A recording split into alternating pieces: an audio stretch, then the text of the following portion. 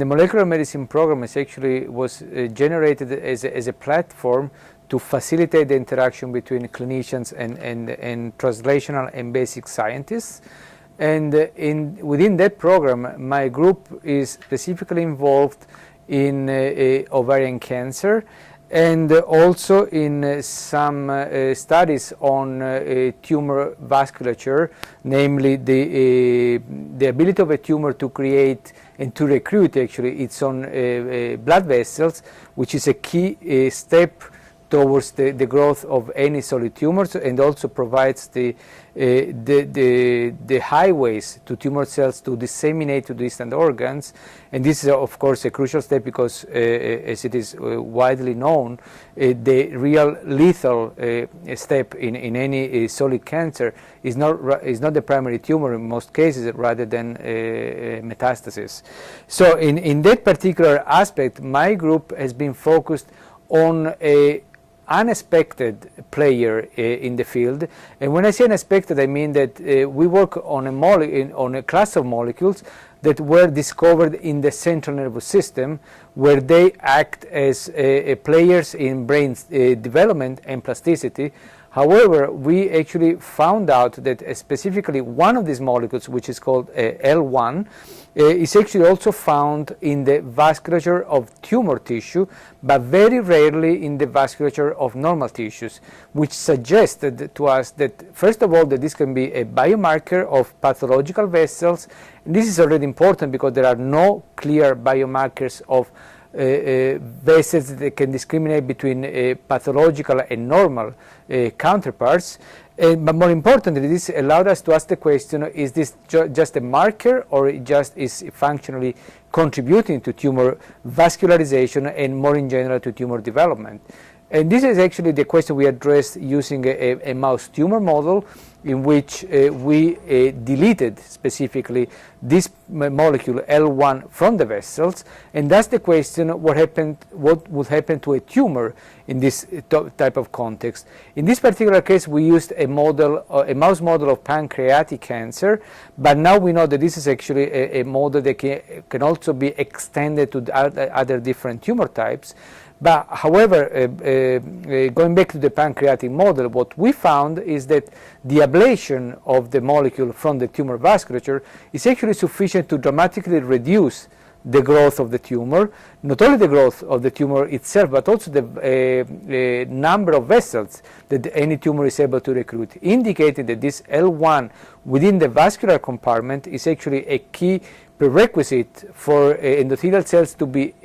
recruited by the tumors and form the vascular network of the tumor itself. One additional observation that we have made is actually that L1 in endothelial cells, so in the vessels, is not only involved in the number of vessels, but also in their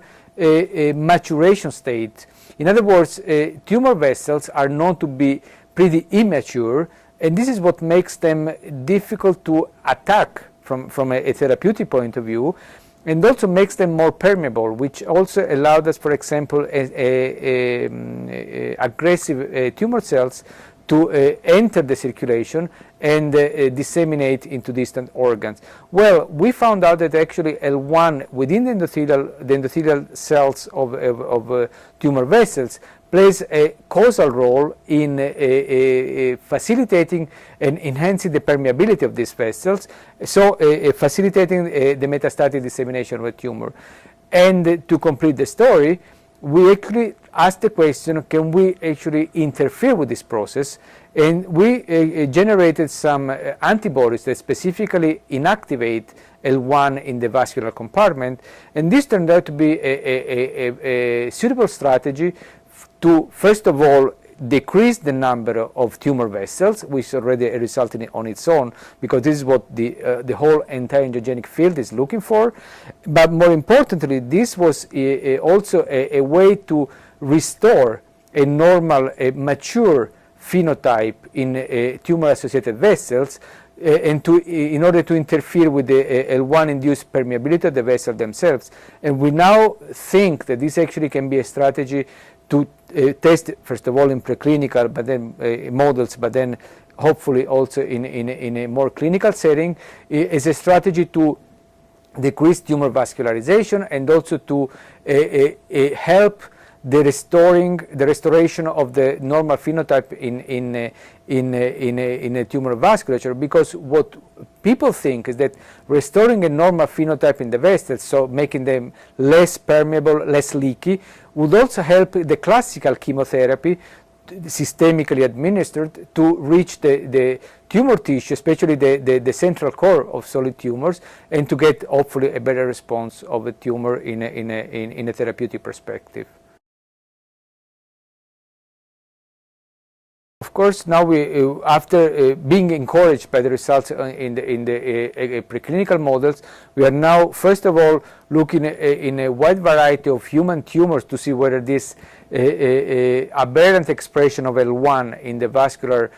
compartment is a common theme in tumors, and it looks like that's the case. And of course, this makes L1 as a general. It makes it a general biomarker for tumor vasculature in the first place. But of course, most importantly, it makes it a potential target for therapeutic strategies aiming at the tumor vasculature.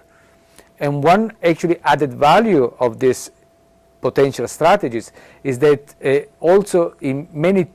tumors express L1 not only in the vasculature but also in the tumor cells, where it has been proposed also by us, for example, in ovarian cancer, to functionally contribute to aggressiveness. So we think that targeting L1 could have a dual beneficial effect on the vascular compartment, but also on the tumor cell malignancy itself.